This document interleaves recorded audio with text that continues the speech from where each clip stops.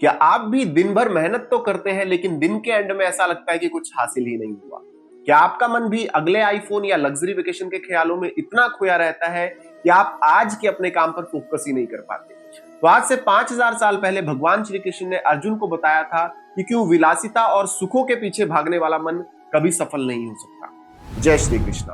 पिछली वीडियो में हमने जाना था गीता जी के दूसरे अध्याय के श्लोक 43 का अर्थ और उसकी सीख। तो अब बढ़ते हैं आगे और समझते हैं गीता जी के दूसरे अध्याय के श्लोक 44। भोग ऐश्वर्य प्रसक्तानाम तया प्रियत चेतसाम व्यवसायित्मिका बुद्धि समाधो ना विधीयते। अर्थात भगवान श्री कृष्ण अर्जुन से कहते हैं कि हे अर्जुन, जो लोग भोग और ऐश्वर्य के प्रति बहुत ज्यादा आसक्त हो जाते हैं, यानी कि सुख सुविधाओं में डूबे रहते हैं और जिनका मन इन चीजों द्वारा जकड़ लिया गया हो, उन लोगों की बुद्धि या सोच कभी भी स्टेबल नहीं हो सकती और ऐसे लोग कभी भी अपनी लाइफ में कभी भी किसी एक गोल पर पूरी तरह से फोकस नहीं कर सकते, बिकॉज ऐसे लोगों का ध्यान इधर उधर ही भटकता रहता है। अब इस श्लोक के सार को एक कहानी के थ्रू आपको समझाने की कोशिश करता हूँ। एक बार एक शिष्य ने अपने गुरु से पूछा कि गुरुजी, मैं टैलेंटेड तो बहुत हूँ, फिर भी मुझे कभी सक्सेस क्यों नहीं मिलती? तो गुरुजी उसे एक बगीचे में ले गए जहां बहुत सुंदर सुंदर फूल और मीठे फल लगे हुए थे। गुरुजी ने कहा कि तुम्हें इस बगीचे के अंत तक जाना है और सबसे बड़ा फल लेकर आना है, लेकिन याद रहे कि तुम पीछे नहीं मुड़कर देख सकते। अब गुरुजी की बात सुनकर शिष्य आगे बढ़ गया। फिर उसे एक बहुत बड़ा आम का फल दिखा। फिर उसने सोचा कि शायद आगे इससे भी और बड़ा फल हो, तो वो आगे चला गया।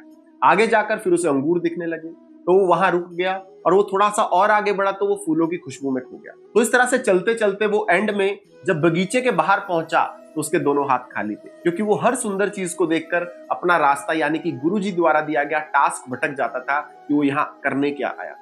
तो दोस्तों, ठीक वैसे ही सीख क्या है इस श्लोक से कि आज की दुनिया में सोशल मीडिया की चमक और दिखावे की संस्कृति वही बगीचा है और भगवान श्री कृष्ण कहते हैं कि अगर आप अपनी बुद्धि को एक लक्ष्य पर फोकस्ड बुद्धि बनाना चाहते हैं तो आपको बाहरी सुखों के मोह से अपनी सोच को आजाद करना होगा। और किसी भी चीज पर फोकस करने का मतलब सिर्फ हाँ कहना नहीं होता, बल्कि बाकी का ध्यान भटकाने वाली 100 चीजों को ना कहना भी होता है कि हाँ, मैं अपना ध्यान नहीं भटकाऊंगा।